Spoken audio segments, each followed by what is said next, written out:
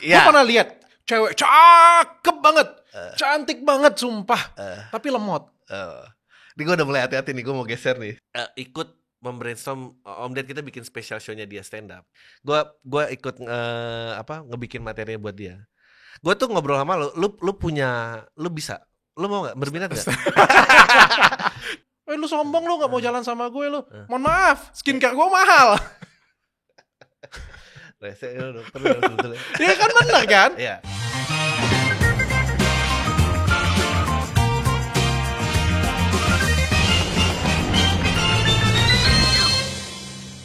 Halo semua, lagi dengan podcast Awal Minggu bareng gue Adriano Kalbi, dan kali ini gue kedatangan tamu yang menurut gue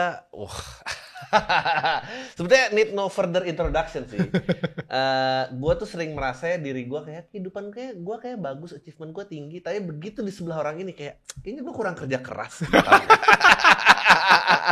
Melihat umur dan pencapaiannya, orang yang satu ini kayaknya memang mengikuti passion saya tuh tidak cukup. Thank you brother. Lu tau gak kenapa kita harus kerja keras? Karena cuma orang ganteng yang dihargai di Indonesia ini, di dunia ya. Dan cuma orang hebat yang akan diakui di dunia ini. Hanya orang kaya yang diakui di dunia ini. Makanya kita harus kerja keras, bro. Ya benar, itu bagus tuh. Karena emang gue tuh suka paling sebel kayak nonton di YouTube interview ngomongin artis struggle-nya gimana, tuh gue juga ngerasa gitu kayak, lu tuh ganteng, lu tau apa gitu tentang struggle. Struggle itu gak ada apa-apanya dibanding sama orang yang gak punya apa-apa gitu. Tapi kan sebenarnya kan manusia itu dibuat imbang ya. Jadi kalau misalnya biasanya karena dia ganteng, biasanya dia akan menyepelekan hal yang lain. Jadi kayak kemampuan yang lain akan berkurang. Gue pernah lihat cewek cakep banget, cantik banget sumpah, tapi lemot. Ini gue udah mulai hati-hati nih, gue mau geser nih sebelum ada kritik. Enggak, serius. Serius. Jadi kayak kalau orang tuh cantik, kayak dia nggak agak males ya, kayak agak mageran ya. Kayak misalnya gini deh, gue misalnya punya duit nih, anak gue itu cenderung pasti karena dianya berkecukupan, jadi kayak agak mageran, nanti aja lah. Cuma kalau misalnya kita miskin, ya orang tua bokap nyokap kita miskin, gila ya, kalau gue kagak kerja, gue kagak kuliah yang benar, mau jadi apa gue? Jadi gue jadi lebih kerja keras. Jadi kalau kita jelek, kita tuh jadi lebih mikir, gila gue udah jelek, bego pula kayak gitu, mau jadi apa gue? Tapi dok, gue boleh gak cerita sedikit, lu tuh backgroundnya gimana sih? Gue dari keluarga miskin. Ya gue juga kayak baca-baca, kayaknya ini nih. Miskin banget, miskin banget lah, yang nggak mampu banget. Jadi dokter tuh keinginan siapa? Gue. Lu pengennya jadi dokter? Karena kayak katanya kalau jadi dokter tuh pasti kaya. Padahal kagak sih. Enggak lah, tapi melihat gudang prestasi lo kayaknya. Enggak, kalau mau kaya jangan jadi dokter. Jadi pebisnis, jadi politikus. Jadi lu dokter terus megang manajemen rumah sakit, betul ya? Manajemen rumah sakit. Jadi di situ ngerasa masih kayaknya kurang nih. Passionnya memang di manajemen. Oke, di manajemen. Passionnya di manajemen, bahkan sampai detik ini pun kalau ditanyain dengan gue paling hidupnya di manajemen sih sebenarnya. Bikin plan, bikin di ruang meeting gue paling hidup di situ. Nah ya, terus ada beberapa klinik yang didirikan dan segala macam. Nah tiba-tiba nyemplung ke entertainment tuh kenapa? Kenapa ya? Dulu sebenarnya kayak gini ya. Pertama kali bikin klinik, aku sebenarnya pengen bikin terkenal itu adalah istriku. Oke. Karena kan dia cantik, kita kan tahu diri ya. Kita jelek ya, gitu ya. Cuma kan kita agak sedikit lebih dikasih karunia Tuhan, lebih pintar dan lebih kreatif aja gitu kan. Jadi pengennya istri yang terkenal karena dia cantik kan. Dan kecantikan istri aja lah kayak gitu. Gue jelek kayak gitu kan. Tapi ternyata istriku memang nggak se-fluent itu ngomong di kamera. Jadi kayak gue yang gregetan gitu kan, gue yang buat skrip, dia ngomong kayak kagak becus lu kayak gitu kan. dalam hati, cuma gak berani ngomong dengan istri kan. Cuma pada waktu itu pas ditanyain TV, sudah gue setting semuanya, istri itu jawabnya gue kurang puas. Jadi gue ditanyain mic itu dikasih ke gue ngomong. Nah setelah itu tuh jadi ketagihan. Ternyata terkenal itu candu, Wak.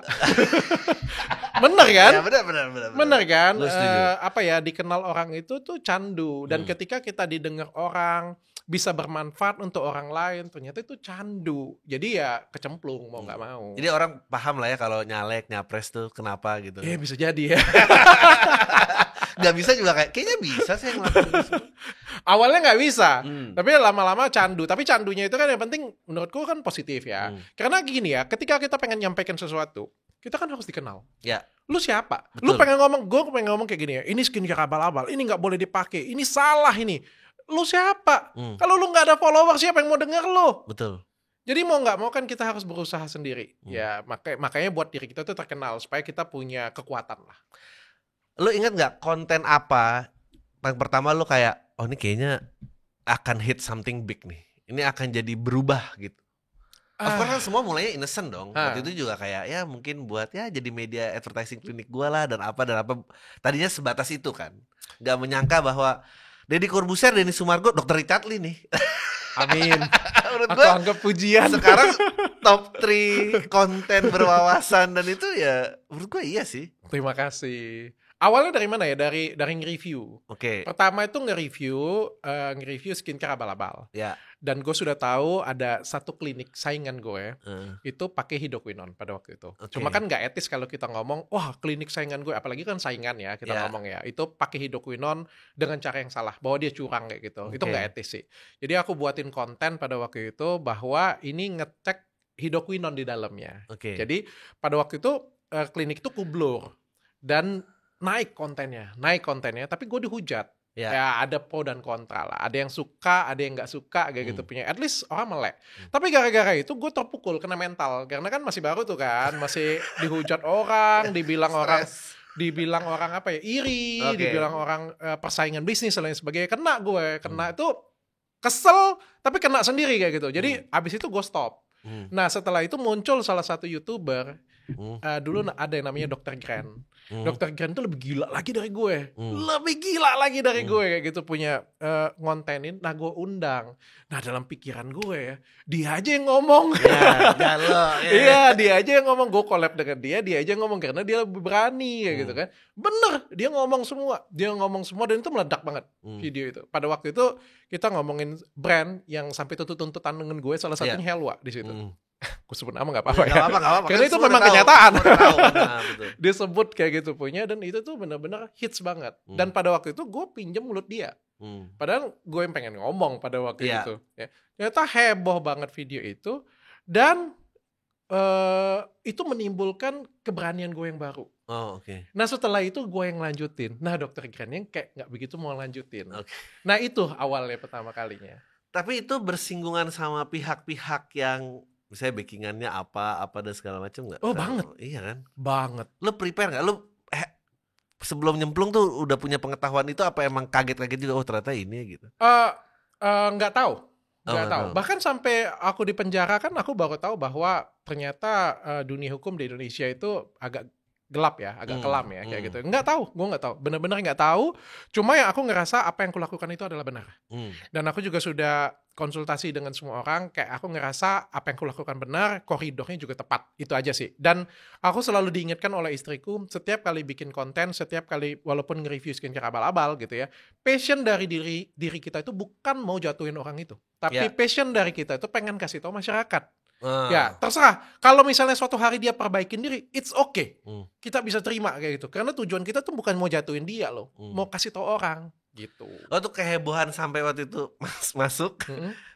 Lo kayak anjing, gue mestinya gak usah nih, udah mestinya manage rumah sakit aja, gak usah ada di konten-konten lagi, apa enggak? Tetap berpegang ya selama masih benar gitu. Selama masih benar. Itulah orang gila. Dan terus mencari pembenaran. Kayak apa ya, pejuang. Lu nggak bisa sih buat pejuang tuh kayak, kalau gue bukan ngomongin diri gue pahlawan ya, enggak ya. Tapi menurut gue kalau misalnya kita bisa podcast dengan pahlawan Indonesia, kan nggak pernah kan ada podcast itu. Soalnya pahlawan tuh biasanya ditentukan ketika dia sudah meninggal, nggak ada. Benar. Tapi kalau pahlawan itu biasanya walaupun apapun yang dihalangi, dipenjara sekalipun, diapain, disiksa sekalipun, dia tetap akan teguh pada pendirian dia. Menurut gue sih seperti itu. Ternyata gue itu ngeyel seperti itu, ngeyel kayak gitu. Tapi yang gue tangkep dan sudah pembenaran, ya pembenaran tuh maksudnya walaupun gue di penjara, walaupun di LP-in, gue ngerasa diri gue tuh apa yang gue lakukan benar. Dan gue sampai ngomong dengan istri gue pernah di penjara 1 kali 24 jam. Gue pernah dikriminalisasi. Ini gue ngomongnya nggak pakai dugaan lagi, karena gue sudah menang pra peradilan kan. 2 status tersangka gue nggak sah, ya kan. Tapi gue ngomong kayak gini ya, gue bisa di penjara. Lu bayangin masuk penjara, terus besoknya gue keluar. Satu-satunya orang di Indonesia yang jam 3 sore. Itu apa ya? Kabid Humas. Kabid Humas Polri loh, bukan Kabid Humas Polsek. Bukan Kabid. Itu pegang baju gue kayak gini. Dr. Richard resmi kami tahan. Jam 2 siang, jam 3 siang. Jam 7 malam gue keluar. Hebat juga ya mental ya. Hebat juga ya mental ya. Lu tau gak kenapa gue keluar? Karena apa yang gue lakuin. Jadi kalau kita ngomong apa yang gue lakuin bisa nganterin gue jadi di penjara, di LP-in, tapi apa yang gue lakuin juga membuat gue dicintai dan membuat gue lepas, membuat gue jadi posisi seperti sekarang. Jadi kalau ditanya worth it nggak? Ya bisa jadi worth it sih apa yang gue lakuin. Itu bini waktu itu pusing lah, mentalnya nggak sekuat gue. Mentalnya nggak ini. Nggak sekuat gue. Nah, ini kan tadi kita masih bicara di koridor yang ekspertisnya lu lah. Lalu berkembang tiba-tiba punya opini tentang sosial isu dan lain-lain yang jadi terangkat itu, apa ini bagian dari fame itu candu apa? Apa gimana? Maksudnya waktu ngebahas ngundang siapa gue lupa namanya, ngebahas tentang Israel Palestina. Lu kan mengambil posisi konten yang sangat berlawanan dengan masyarakat gitu. Sampai ada kayaknya banyak, ya pasti banyak pressure ya. Itu kenapa? Kenapa bahas yang kayak gitu ya? Sebenarnya banyak sih. Dari gitu? Banyak lah Jessica Kumala Wongso kan juga masuk ke sana. Dari Inara Rusli kan gue juga masuk ke sana. Inga Anugrah, Lady Nayon, perselingkuhan, sampai jadi bapak janda glowing Indonesia. Kenapa? Karena konten edukasi kan tidak menjadi populer lagi ya. Nggak seperti di tahun 2000 kan pada waktu itu sama-sama belajar. Ya. TikTok baru masuk kan. Pada itu kan edukasi lagi gila-gilaan ya. Terus kan kita ngelihat kan suatu perubahan ya. Dan orang kan kita berbisnis itu kan harus bisa melihat perubahan itu. Kita nggak bisa stay di tempat. Mohon maaf ya, ada beberapa menurutku YouTuber yang lama. Yang kenapa dulu lama hits banget. Tapi sekarang kayak mati kayak gitu punya, karena memang mereka nggak bisa berubah, mereka nggak bisa transformasi, dan aku mau transformasi. Kenapa? Aku pengen mempertahankan diri. Aku sudah fokus, aku mau ke dunia entertainment nih, masuk ke dunia entertainment nih, dan fokus ke sana nih, dan aku harus berubah. Aku nggak bisa ngomong, 5 tips, nggak bisa, brother. Nggak laku lagi, siapa yang mau nonton kayak gitu punya. Jangan mati karena idealismenya terkungkung itu. Makanya kita harus berubah ke podcast, dan kita ngeliat podcast sekarang kan, podcast, ada Podhub lagi, ada lagi ngobrolan, ada banyak macam. Kita harus juga bisa berubah mau nggak bisa pada satu state, satu tempat gitu. Gue tuh tertarik sebetulnya mindsetnya lo sih, maksudnya gue yakin gak gampang, apalagi sebagai orang yang sekolah dokter gitu, kedokteran gitu, melihat fame tuh kan pasti kayak tahu apa itu orang-orang gitu, ya kan? Sampai akhirnya nyemplung di sana gitu, itu kan jauh gitu. Lo emang orangnya adaptif gitu apa yang memang? Nah, fun fact-nya, lo tau gak fun fact-nya, gue itu sebenarnya bukan orang yang asik. Sumpah ini beneran, gue tadi kemarin meeting dengan tim gue ya, dan gue harus jujur dengan tim gue supaya mereka itu bisa menyesuaikan dengan gue. Benar, gue itu bukan orang yang asik. Gue itu orang yang miskin, terus jadi cukup sukses lah gue bilang ya, di bisnis cukup sukses, cukup punya sesuatu. Tapi ingat ya, ketika gue sukses, gue itu berdiri sendiri. Gue nggak pernah ada orang lain di samping gue. Bisnis gue punya gue real. Gue nggak ada kayak tandeman kanan kiri, nggak ada. Jadi kayak kalau ditanyain bisa nggak sukses sendiri, gue jawab gue bisa. Buktinya gue pernah. Gue gak kenal gubernur, gue gak kenal Kapolda, gue gak kenal siapa-siapa kayak gitu punya. Gue bahkan gak kenal, mohon maaf, sebelum gue terkenal, gue gak kenal artis siapapun dan gak berteman dengan artis siapapun kayak gitu punya. Tapi gue bisa ada di posisi ini gitu. Dan gue juga gak hobi nongkrong. Jadi kalau misalnya ada temen ada banyak ya. Tapi kalau ada temen yang bisa duduk ngajak ngopi dengan gue, itu sudah luar biasa banget. Itu luar biasa banget, karena gue gak hobi. Gue lebih ngabisin di rumah aja gitu. Yang bisa ngobrol dengan gue asik tuh paling cuma 1-2 orang. Dan gue gak bisa ngobrol kayak gini 1 jam, jangan ke 1 jam dari 15 menit kayak gitu punya. Karena gue gak suka basa-basi. Nah, tapi akhirnya jadi host. Gue gak suka basa-basi. Lu tau gak ya, kalau sudah selesai ya, itu aja banyak narsum yang komplain kayak gitu punya. Kayak katanya kalau sudah selesai podcast dengan gue kayak gitu nggak begitu diajak ngobrol, karena memang bingung. Itulah gue yang sebenarnya. Tapi gue pengen berubah. Gue pengen berubah. Gue lihat Denny Sumargo, gila banget, keren banget ini orang. Bisa ngobrol, bisa berpura-pura. Itu tuh butuh sesuatu loh. Betul, itu skill itu. Luar biasa gitu. Masa sih kayak gitu ya kan? Kayak Om Deddy Corbuzier juga sama kayak gitu punya kan. Apa gue harus sekolah psikologi ya gue bilang kan. Tapi main basket bisa juga gue bilang kan. Gue juga pengen belajar nih caranya nih. Gue coba. Banyak yang salah, banyak yang jelek, banyak yang hasilnya ngaco. Tapi habis itu kan kita belajar lagi sampai akhirnya posisi seperti sekarang lah. Cukup diakui, ditonton kayak gitu, punya salah satu pilihan juga. Tapi bahkan sampai detik ini aku ngomong, aku tuh masih belajar. Nah itu drive itu dari mana? Karena miskin? Itu enggak lah, pengen dari diri sendiri dulu ya. Selalu kalau lakukan sesuatu dari diri sendiri dulu. Kita dulu yang manfaat untuk kita apa. Kita nggak usah munafik deh. Bilang kayak gini lah ya, kalau misalnya ada konten kreator di luar sana yang ngebantuin orang miskin, setiap hari bantuin orang miskin kayak gitu punya kan. Kenapa sih bantuin orang miskin dikasih mic? Ya itu karena membahagiakan mereka semua. Dong sebohong deh. Nomor satu untuk diri kita dulu apa? Drive-nya apa? Iya, untuk diri kita dulu sendiri apa? Supaya kita makin terkenal. Supaya itulah pencitraan saya. Atau saya itu bisa tidur nyenyak kalau mereka bahagia. Itu kan untuk diri kita sendiri. Kalau untuk gue sendiri ya gue pengen belajar. Gue pengen upgrade skill. Gue pengen lebih baik. Gue pengen dikenal masyarakat yang ada kreasinya, ada karyanya, ada prestasinya. Itu yang gue mau. Yang nomor 2 baru, kalau kalian nonton, kalian dapat manfaat dari video gue. Kalau nggak dapat manfaatnya juga nggak apa-apa. Yang nomor 1 gue dulu. Baru yang nomor 3, gue pengen mempertahankan bisnis gue. Ketenaran ini akan membantu ke bisnis gue. Dan menurut gue nggak ada dosanya di sana, nggak ada yang salah. Gue amazing karena gini, gue jadi pengen belajar banyak. Sebagai orang yang gue merasa telat dalam banyak hal di hidup ini, gitu. Apa yang bikin lu tuh kayak nggak mau berhenti gitu? Maksudnya banyak orang, misal kedokteran dia puas, dapat spesialis 1 dia berhenti, dia mungkin ngerang-ngerang dia mungkin berhenti, tapi kan lu nggak berhenti nih maksudnya. Bawaan lahir bro. Bawaan lahir. Ada beberapa orang yang memang bawaan lahirnya kan ambisius ya. Gue kan dari dulu ambisius. Dari SMP gue tau banget jeleknya gue. Kekurangan gue itu 1 ambisius, yang kedua cerewet. Semua orang ngatain semua, Richard katanya kan ambisius banget, cerewet kayak gitu punya. Tapi kita harus merubah sisi negatif kita jadi sisi positif. Aku bangga sih kalau di ngomongin cerewet sih. Karena menurutku perusahaanku bisa jadi besar seperti sekarang karena aku cerewet. Ya. Dan aku bisa jadi di titik seperti sekarang karena ambisiku yang luar biasa. Tapi kayak 2 tahun yang lalu sejak kasus dengan salah satu artis di Indonesia yang buat aku dipenjara 1 kali 24 jam, itu benar-benar merubah diriku. Kayak dulu kalau ketemu dengan aku 2 tahun yang lalu lebih parah lagi. Lebih ngocol. Lebih apapun mau gue kejar. Pokoknya kalau ada puncaknya lagi, pokoknya gue kejar.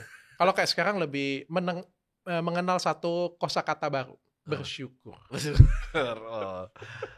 Hebat juga ya. Nah, lalu dari permulaan yang innocent jadi gede, and then lu become perwakilan banyak orang, terus bahkan ngambil sisi-sisi yang unpopular lah dalam mengupas banyak. Kan tadi mulai sendirian. Terus ternyata bersinggungan sama yang pihak-pihak lebih gelap dan apa. Lu belajarnya gimana? Maksudnya membacking diri lu gimana? Belajarnya bahwa memang kita butuh networking ya. Dulu kan kayak gue bilang tadi kan gue gak punya networking apa-apa. Gue ngerasa kayak gue bisa hebat sendirian. Ya gak butuh siapa-siapa ya.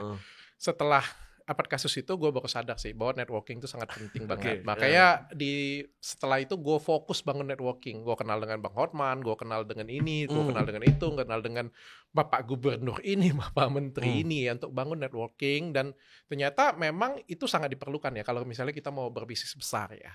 Sangat diperlukan banget.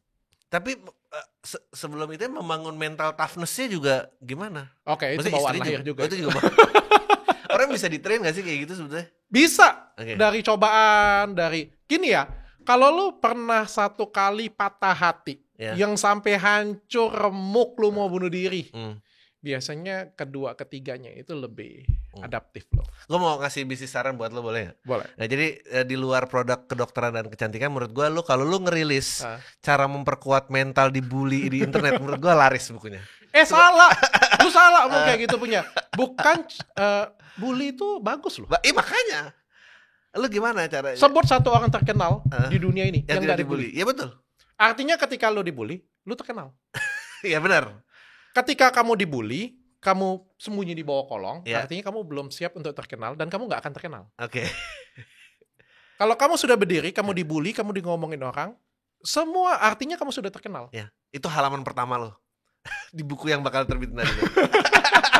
Jangan kecil hati jika kamu dibully. Itu tandanya kamu terkenal. Kamu something. Dulu aku kecil hati. Ya. Dulu aku kecil hati. Tapi kita ngelihat siapa yang pasti berprestasi aja lah kita ngomong. Lionel Messi. Sudah berapa Ballon d'Or dia? 8. Iya, betul. Dibully nggak? Iya. Dibully.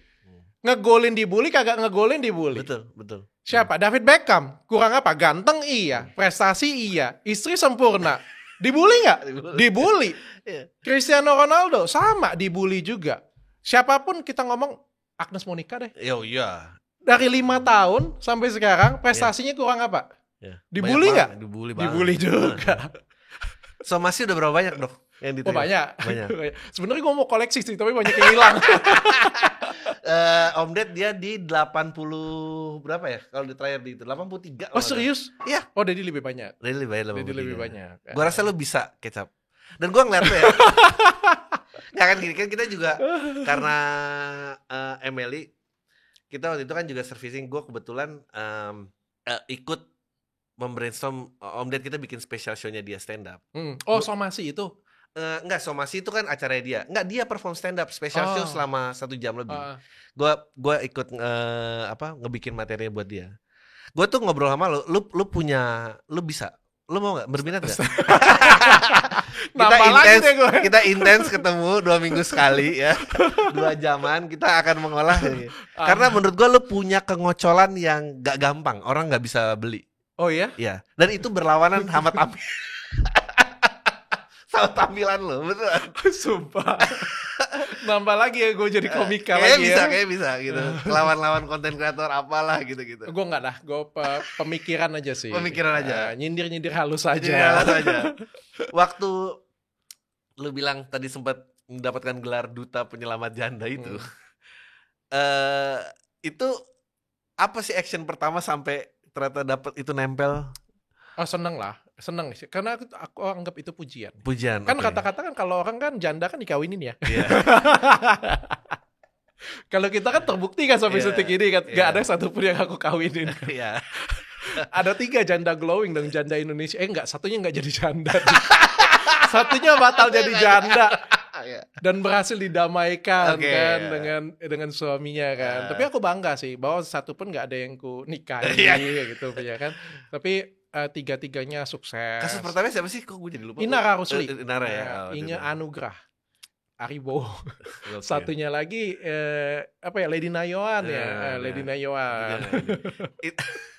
Lu tuh siapa sih tim research di konten lo yang kayak enggak ini dia nih trennya, enggak kita harus kesana gitu? Sama-sama semua. Ada langsung. tim. Kita kan salah satu orang tergecep ya di Indonesia katanya. Harus ikut serta. Nggak bisa sih. Cari bisnis di Indonesia yang leadernya nggak ikut serta, itu bisa sukses. Nggak banyak, nggak ada. Gue bilang gini aja ya, Raffi Ahmad kan juga ngomong kayak gitu kan. Bisnis yang nggak dipegangnya dia pasti hancur. Betul, dan harus terjun sendiri. Iya, bisnis yang gue nggak pegang secara langsung juga pasti akan hancur. Bisnis yang paling dekat dengan gue, bisnis yang paling lekat dengan gue pasti sukses. Itulah yang gue ngomong, brother. Kadang-kadang ya ada yang ngomong ya, motivator bilang ya, tips sukses, tips berhasil, tips kaya. Setelah gue research ya, kayaknya tuh orang kaya, orang sukses, orang pintar itu gift loh dari Tuhan. Gak bisa kita ngomong tips. Lo baru memupuskan harapan banyak orang lo ngomong gini. Tapi itu fakta. Mau kayak gimana? Buktinya kayak kita satu keluarga nih. Misalnya lu adik gue nih. Gue sukses. Terus lu kenapa gagak? DNA-nya sama. Pabriknya sama. Terus gue sekolah nih. Lu sama satu sekolah ya gue. Kenapa gue sukses lu kagak? Kita kerja sama nih, satu tim nih, satu pemikiran nih. Kenapa gue sukses, kenapa dia kagak? Jadi kepercayaan lo apa? Zodiak, sio, apa numerologi? Numerologi dihitung berapa numerologinya? Kalau ada terlalu banyak substansi dan ada banyak banget rumusnya dan setiap orang itu berbeda-beda. Tapi kayak ada satu gift dari Tuhan yang dikasih lebih, yang nggak dikasih lebih ke orang lain. Itu yang buat orang sukses. Nah, tapi kalau misalnya kan tadi lo ngomongin kaya, tapi kalau kelas lo percaya nggak ada orang yang misalnya dia mindsetnya susah, dia bisa nih kaya, tapi dia tetap norak gitu misalnya? Ada. Itu juga nggak bisa kan? Ada, bahkan ada yang kaya tapi kan tetap humble. Oh iya benar juga. Itu juga karakter ya? Karakter. Didikan orang tua.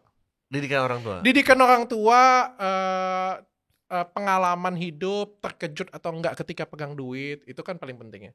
Gue kebetulan waktu umur 30 tahun pertama kali dapat duit banyak, itu kan sombong. Semua pasti ngelewatin fase sombong sih, orang-orang sih. Apalagi kalau misalnya uang, kekuasaan, itu kan buat orang tuh jadi sombong. Tapi ketika kita jatuh, itu kan kita jadi belajar. Makanya aku tuh seneng jatuh sih. Jadi kalau misalnya kayak ada sesuatu, aku seneng, jadi aku bisa belajar. Jadi kayak buat video, dihujat orang, nggak apa-apa sih. Aku kan bisa belajar dari situ. Yang penting kayak nggak ada niat jahat dari diriku dan aku pengen belajar aja gitu. Tapi lo dalam diri lo merasa kalau diri lo tuh humble apa ada sombongnya? Sombong tuh penting, Wak. Sombong penting ya. Bener. Lo bilang sombong itu kagak penting. Gue tanya kayak gini ya, ada cewek cakep ya. Ya. Terus dia mau gitu, mohon maaf ya, diajak mamang beca gitu. Yeah. Mamang Gojek, terus mamang, mohon maaf bukan mendiskreditkan orang ya, ojek online ya. Terus dia tanya, lu sombong lu gak mau jalan sama gue lu. Mohon maaf, skincare gue mahal. Iya kan bener kan? Kita, yang penting apa? Sombong itu boleh, ya lebih bagus lagi humble sih. Sombong itu boleh, yang penting ada isi. Yang parah itu sudah sombong gak ada isi. Gak ada isi, ya betul. Ceritain itu dong, backgroundnya waktu pemecahan rekor penjualan skincare di Shopee Live. Earningsnya sampai sebegitunya gitu. Jumlahnya gak usah sebut, orang juga udah pada tahu kan. Itu berita umum kan. Itu salah satu hal yang paling membanggakan dalam hidupku sih. Karena itu rekor paling tinggi kan. Rekor paling tinggi. Ada yang pernah pecahin rekor itu, tapi tidak pernah bawa satu brand. Oke. Kalau gue kan satu brand, gue masih bisa bilang ya pokoknya rekor tuh pasti gue yang pegang gitu. Karena ke satu brand. Waktu itu gue nggak pede sih, nggak optimis, benar-benar nggak pede. Tapi semua orang semangatin, termasuk tim Shopee dan TikTok itu selalu semangatin kan, selalu bilang bahwa kalau bukan Dr. Richard siapa lagi di Indonesia ini yang bisa? Betul. Siapa lagi yang bisa kayak gitu punya kan? Dan aku beruntung ketemu dengan satu orang, yaitu Mami Louise Scarlett. Nah, Mami Louise Scarlett itu memacu jiwa kompetisiku. Aku tuh orangnya kompetitif banget. Jadi kalau misalnya aku ngerasa kayak sudah ada di puncak, nah itu sudah bahaya. Dia memacu apa? Ngerasa aku punya saingan. Oke. Dia kan waktu itu dia jualan, pertama kali yang jualan itu dia 600 juta. Terus gue pengen kalahin dia kan 1,5 M. Udah bangga banget 1,5 M Mami kayak gitu punya kan. Terus dia keluar 15 M bangki. Gue 1,5, dia 15 M gila. Ya gitu punya kan, kalah lah kayak gini punya kan. Jadi tapi lebih termotivasi daripada dia 15 M, gue 35 M. Terus dia patahin lagi, dia 45 M. Buset, gue bilang kan, gue juga pengen lebih ya itu ya. Artinya gue tuh kalau ada saingan jadi lebih hidup. Menurut lo kenapa kalau orang kayak gini ya, podcast ya. Gue lihat kan, Dedi kan, ada Densu kan. Gue malah pengen kejar kan, iya. Gue pengen apa ya? Ya belajar sih, belum sebagus mereka lah, masih jauh dari bagusnya mereka. Karena mereka kan sudah kayak sebagai host mereka bagus banget. Dan menurut gue tahu diri. Waktu kemarin kan dapat nominasi salah satu host podcast terbaik di Indonesia. Dapat lah gue kan, Satya Densu kan. Gue menang, gue suruh karyawan gue vote pokoknya. Gue nggak mau tahu kalian vote gue setiap hari kayak gitu ya kan, sampai gue menang. Tapi dalam hati gue pikirnya kalau gue menang gue malu. Gue juga nggak lebih bagus dari Densu, gue bilang kan masih jauh kualitasnya, masih belajar. Dan pas di hari H kan pemenangnya adalah Denny Sumargo, kata kan. Denny Sumargo bikin story kan, lo tahun depan aja ya kan. Dalam hati gue ya memang dia yang pantas. Dia juga banyak selamatnya menurut gue karena kengocolannya. Dia tuh banyak orang nggak suka juga sebetulnya dari zaman basket dan segala macam. Mungkin dia belajar dan umur ya. Umur ya. Akhirnya juga bisa dipakai untuk kayak akhirnya sekarang jadi sekedar gimmick aja, bukan base personality-nya dan segala macam. Nggak, tapi tadi benar gue pengen nanya ini di era sekarang gue merasanya, atau bahkan dari kita kan umur nggak jauh ya. Lu berapa? Gue 84, gue kelahiran 84. Iya, 1 tahun beda. Iya, beda 1 tahun kan. Tapi duit beda jauh. Ini yang bikin interview ini sangat berat sebenarnya. Gue kayak anjir nih. Dari milenial nih ke Gen Z, kenapa gaung soal meaning itu jadi besar, meaning mencari dalam hidup? Lalu kalau diukur pencapaian dengan pengukurannya uang, orang tuh reluctant. Gak banyak loh, maksudnya pasti kan semua orang ngomongnya passion, mengejar apa yang lu suka. Dan kayaknya lu bukan orang yang kayak gitu. Gue maunya ada kerja keras yang ada resultnya bisa terukur. Ya uang adalah salah satu cara mengukurnya. Gue nggak pernah ngejar uang malah. Ya tapi lu ngejar metode untuk diukurnya kan? Gue ngejar kaya ngejar sukses iya. Tapi gue nggak pernah kejar uang karena gue selalu berpikir kalau kita itu jadi artis kayak gitu punya aktris ya, bukan artis Indonesia kayak gitu ya. Itu harus bikin karya. Kalau kita ada karya, duit pasti ngikutin semuanya. Pokoknya kasih yang terbaik aja deh pokoknya kayak gitu. Tapi orang maksudnya banyak yang relax, maksudnya nggak suka pressure itu gitu. Ya mungkin nggak tough aja kali ya. Nggak tough ya. Kalau misalnya kita tough mau belajar, nah itu ya banyak kan orang tuh nggak mau belajar. Sudah jatuh 100 kali itu ya udah gitu aja. Kalau kita kan, gue kan mindsetnya mau belajar, nggak jadi masalah. Salah ya, it's okay. Sorry, lu punya anak gak sih, Dok? Hah? Punya anak gak sih? 3. Oh, punya anak 3. Nah, sekarang lu kan punya toughness ini nih. Dulu digembleng mental susah apa dan segala macam. Ngebesarin sekarang lebih susah apa? Nah itu tantangannya, brother. Itu tantangannya. Kalau ditanya dengan gue siapa yang sukses, menurut gue bukan gue sih, orang tua gue sih. Orang tua gue kan bapak gue itu mantan SMA, SMP, nyokap SMA, miskin banget. Kerja terakhir aja masih salesman, tapi bisa gedein anak kayak gue, bisa sekolahin, jadi seperti sekarang. Menurut gue mereka yang sukses. Nah sekarang level sukses gue bukan duit sih menurut gue sih, karena itu gue sudah punya. Berarti gue sudah selesai dong kalau gue bilang gue sukses kayak gitu. Level sukses gue adalah bisa gedein anak gue di luar dari gue, dan mereka bisa sukses. Lebih sukses daripada gue. Entah jalan pemikirannya berguna untuk masyarakat, bisa kaya, bisa jadi pengusaha sukses. Itu sih PR-nya sih. Nah masalahnya itu sulit. Sulit lah, gila. Dulu kita jalan naik oplet. Sekarang anak-anak pakai supir. Konten bawa bapak nih. Ya bener. Iya benar.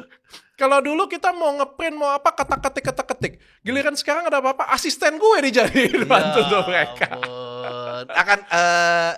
Akan udah kelihatan siapa pewaris klinik, udah kelihatan? Enggak. Makanya gue ngomong dengan bini, kalau gue sampai detik ini gue ngomong nggak akan ada yang gue warisin. Ngambil CEO orang ngelamar aja ya gitu. Mereka akan ku kasih pendidikan sampai mereka apa yang mereka suka. Tapi setelah selesai dari itu bye-bye. Masing-masing saja gitu. Itu tapi nggak gampang loh itu. Maksudnya banyak orang kayak nggak tega lihat anaknya susah kan. Berarti Anda salah. Terbukalah bapak-bapak dan ibu-ibu semua. Aku kasih tahu kalian semuanya ya. Di dunia ini kalian bertanya dengan bapak, pasti punya bapak emak kan kalian kan. Dan kalian pasti ada beberapa yang punya anak kan. Kalian bagi nonton ini ya, kalian lihat ya. Anak mana yang menghargai orang tuanya? Anak mana yang menghargai orang tuanya? Kalau orang tuanya nggak kayak gini. Kalau orang tuanya masih kayak gini, atau orang tuanya itu punya perusahaan besar, anak itu semua pasti akan tunduk dan hormat semuanya. Tapi ketika orang tua itu, nak minta 2 juta, nak minta 10 juta, nak. Cenderung, nggak semua, cenderung anak-anak itu pasti akan meremehkan orang tuanya. Pasti nggak akan dengerin, nggak akan apa ya. Pokoknya beda ya. Meskipun ada beberapa anak yang nggak seperti itu ya. Maka jadilah orang tua yang selalu punya harga diri. Yang nggak pernah minta dengan anaknya. Yang selalu berkecukupan. Sehingga apa? Kalau kita meeting atau ada masalah, si anak tetap akan dengar orang tuanya. Soalnya itu kebanyakan sulit ya. Makanya kita harus jadi orang tua seperti itu. Orang tua yang tidak tergantung dengan anak. Yang salah itu adalah kita punya anak. Nanti siapa yang ngurus kita kalau saya susah? Anda salah. Tenang aja, suster banyak kok bisa dibayar. Nah terus kalau dari sekarang what's next for you? Buat lo apa? What's your end game apa? Jadi pebisnis sih. Di tahun ini, sebenarnya dari tahun kemarin tuh aku sudah banyak akuisisi perusahaan. Ada 2 perusahaan aku akuisisi. Di tahun ini juga ada 1 perusahaan besar yang aku akan akuisisi. Jadi benar-benar kayak Dr. Richard yang tadinya jadi dokter, terus jadi pemilik bisnis kecantikan, masuk ke dunia entertainment, dan di tahun ini dengan tahun depan mungkin lebih ke entertainment dan bisnis ya. Kalau di tahun ini gue fokusnya di podcast, masih tetap dunia hiburan sama beli beberapa perusahaan. Gokil. Lo nggak ada kayak, ini mungkin terakhir.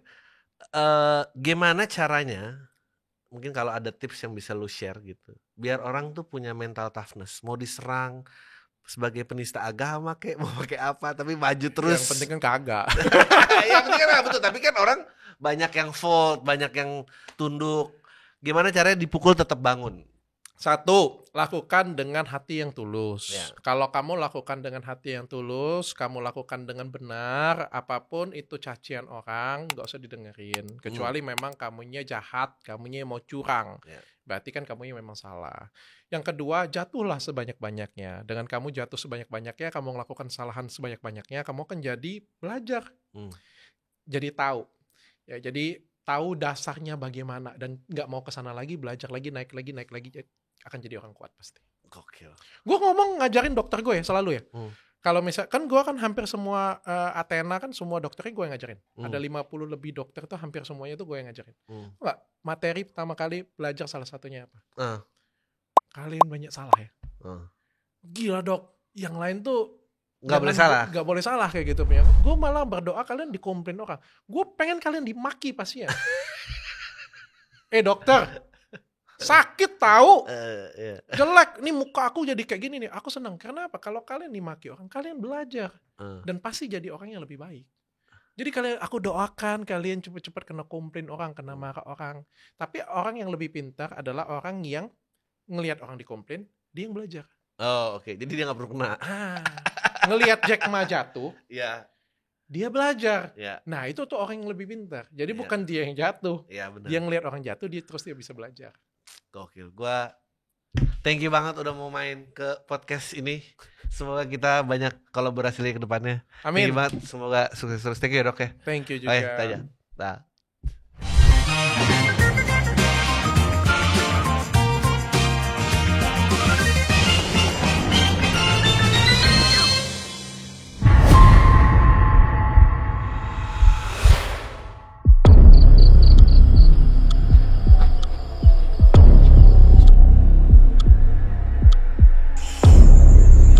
Sorry, sebelum dikeluarin Mas Yus, maaf. Ada. Hati-hati sama dia. Siapa dia? Ikut kemana? Bapak kamu penjaga kanker ya? Ini malu Slim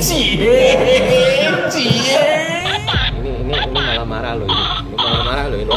Ini kamu ratu yang di sini. Ini yang jenazah nih kayaknya. Gambarnya kayak zombie sih. Aku ditenggelamkan. Kan lu diserang lagi kan? Anjing lagi banget.